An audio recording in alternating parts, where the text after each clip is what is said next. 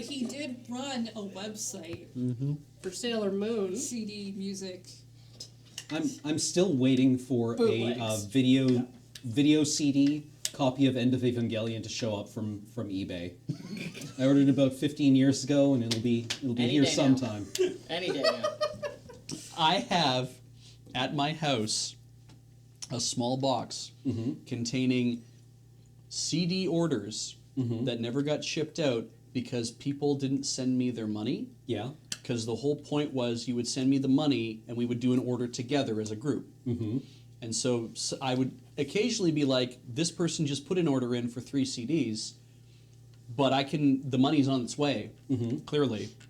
And I have 150 waiting. Right. So I'll just put that order in now. And I would do that, and then the order would show up, and I'd put their stuff aside and be like, I will send it to them when their money shows up. And their money wouldn't show up sometimes. Right. So I have a box full of brand new Taiwanese bootleg anime CDs, rubber banded together with little tags on them to say who these belong to with their addresses. Right. That are still waiting to go out.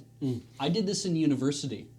Yeah. I've been carrying this around for 15 years. That's dedication. I can't get rid of it in good conscience because Right. I'm waiting for them to pay me.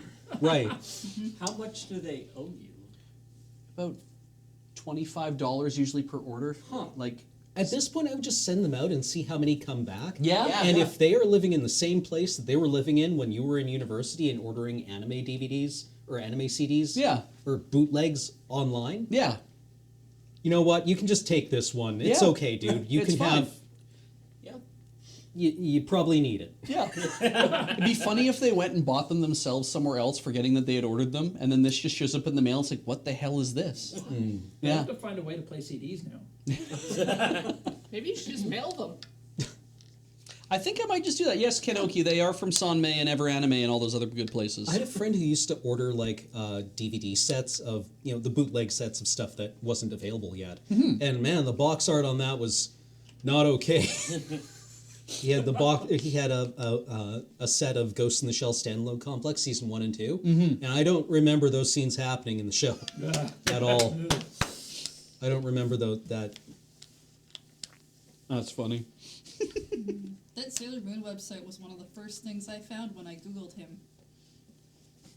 That's what you're supposed to do when you're getting to know somebody that in your club or whatever. You need to make sure the person you're interested in is safe, and I made my decision. Were the CDs part of the prenup? The CDs were not part of that website. No, you probably would have found a complete Sailor Moon CD list. Yeah. But not my other site. No. All this stuff is You still. put your name. You put your real name on that thing. You can find all this stuff on the Wayback Machine, and I wouldn't recommend it. Does it autoplay a MIDI? No. Was it made with Notepad the right way? How many other sites were in your Sailor Moon ring? Oh no, my ring. Okay. Did you have a visitor counter? Yes, let me answer these all in order. Oh God, where am I going to start? There was no autoplay MIDI because I hated that. But I liked that you could listen to music on a website, but what I hate is when you would click on stuff, you would leave and the music would stop playing. Right. So I made frames.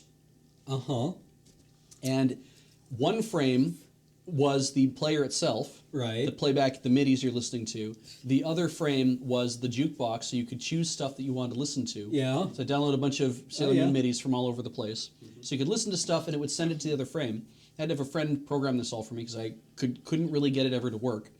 The third frame was the actual page, and you could just then browse the website and look at stuff while the music's playing, while you're doing whatever, or go to another site from there, and obviously. So yeah, there was no autoplay MIDI, but there was MIDI built into the page. Okay. You could also punch out of frames by clicking a thing, and Ian, if he was here, he would say punch out of frames A, because that's what I had written. I had very leaned into the Canadian A thing on the internet. Right. A lot. That was on my personal website. On the complete Sailor Moon CD list was the list of everything that came out up to a certain point, obviously, and I kept it updated for a while and then just dropped it because I was like, this is getting to be a pain in the ass to keep doing. And then when I had a way to do these collective orders, I'm like, well, then I'll just start Beej's CD shop, and we'll just have all the information on there, and people would go there, and it was all basically arrangements of tables to put images and stuff. Because that was the thing, you'd have tables that had zero gap between them, and then you could make, rather than having a huge image to load, you'd have a bunch of smaller images that you could arrange to make like a design or something, and that's how I laid out everything on my page, was through zero gap tables. There's a lot going on there. What was the other question? I had a revision counter. Notepad. No, Notepad. No, all made in Netscape Composer with very few edits in Notepad if something went wrong. But Composer was very finicky, so you would lay something out, and then if you were like, I had this laid out a certain way, and if I backspace at a certain point, it would then rearrange things to a way that was much tighter and nicer. So I would be laying stuff out, and it would all be loose and terrible, and then I would go and I'd backspace through just my WYSIWYG whatever, and it would tighten everything up. Right. But then if I saved that, I opened it in Notepad, and I did whatever and came back, it would all undo all of that, whatever it was that Netscape figured out how to do. It was awful.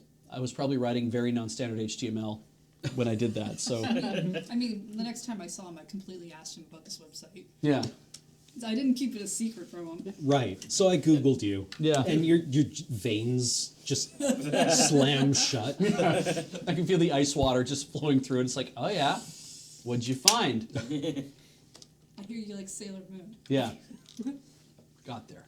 I don't know if there was standard HTML back then. Yeah, it was basically just a constant like soup of evolution. There's always things happening in it. You know, but nothing I wrote, like I didn't write actual HTML, and I wanted to learn how to do that. I wanted to learn to write dynamic sites because actually one guy that was working with me running one of the music archives for all the MP3s you could download for all these CDs, he offered to write me a dynamic website.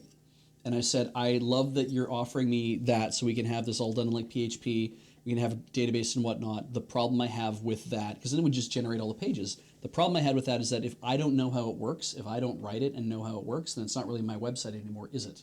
Okay. So I am going to try to do it myself, and never found the inclination. It wasn't about time, it was all about never found the real interest to be like, okay, I have the drive now to learn some PHP, to learn to write my own databases, to find a place to host all this stuff. So that never happened. And it was all static pages, which is funny because now people who run websites talk an awful lot about how it's like, man, remember static pages? Remember how fast they loaded compared to dynamic pages? Yeah, it's weird. Also, when you don't have 400 gigabytes of ads loading. Yeah, exactly. So, anyway. And just as much JavaScript. Oh, yeah.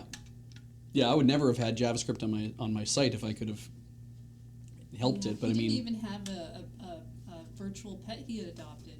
Like all the good GeoCities that I follow. Oh. That like to run their middies within their fanfics that they wrote, which was terrible. Did you have a visitor counter? Yeah. Yeah. Mm-hmm. Did those things actually work? Kind of. The one that I had, I wanted to have one that was like, I was going to use the code from the one that would count, do you remember the ones where it was like an odometer, but the numbers weren't lined up properly, so it looked awful? Mm-hmm. Yeah, I hated that, and I was like, I don't want that. What I want is one that actually lines up properly. And I looked, I couldn't find anyone that was actually made to do that. I found a Java applet that could do it, and because everybody had Java back then, so I had a Java applet running on my site. But the way it worked was it didn't record visitors to the site; it recorded impressions of the first page. So the counter was doing that. So when I crested over 1 million views in about the first few months of this being up, I wondered. And I'm like, okay, well, but I know that's kind of how that works. And then to have the person who offered to run the site for me come to me and be like, you've generated over 1 gigabyte of traffic this month. Static sites. That Right. was old time data. Yeah. Wow. Yeah. They're like, you generate over 1 gigabyte of traffic. I'm like, I'm sorry. And they're like, well, I mean, I don't mind it. It's just that I'm sharing this website, the web space with my friends, and we're doing this collectively. And I'm like, okay, is that going to be a problem? Like, no, I've already talked to them about it, and they're fine. I'm like, I will add a link to your site to tell people to go look at your site as well. Right. So hopefully that you will get some of that additional traffic to your site and to maybe your friends' sites. So I want to be fair. I was a big deal in the English-speaking Sailor Moon community. Like a big deal in the late 90s. I didn't know that. But I had people tell me later who were like, oh my God, you're Beej. I'm like, yeah, you ran that site. Yeah, I did. You and James. Yeah, we both, not the James Turner here, a different James. You guys both ran that. Like, yeah. Do you know that you're like, yeah, I know. Thank you. That's real weird to hear about now. But yeah, that's not something I put on my resume. Right. Something about Java that was recently brought to my attention is that when you're going through the install process, one of the images that it shows under the progress bar says Java is running on over 1 billion devices. Mm-hmm. It said that same thing 10 years ago. It's How many of those devices know that they're running Java? Probably at least some of them. And what version? Not a good one. Like I definitely feel like, it was real. I'm kind of proud of the fact that that site got so much traction, that people loved it so much during a time when Sailor Moon was very, very big in the English-speaking world. And I'm like, I'm glad I was a part of that thing. I'm proud of the fact that, the effort I put in was a huge deal. But I was never going to make money off that site. Nobody wanted to buy ads. Nobody ever came to me like, I like to offer you money to have ads on your site and to do these things. Like, nobody did that. I guess it was before like ad networks and stuff like that. Yeah, you'd have to just have, you would have, sites would have had to have just contacted me to be like, can I run a banner ad on your site? And then for every impression it has, then I'll share some money with you, or like Right. references and stuff, and be like, I guess we could do that. I don't know how we do it, so.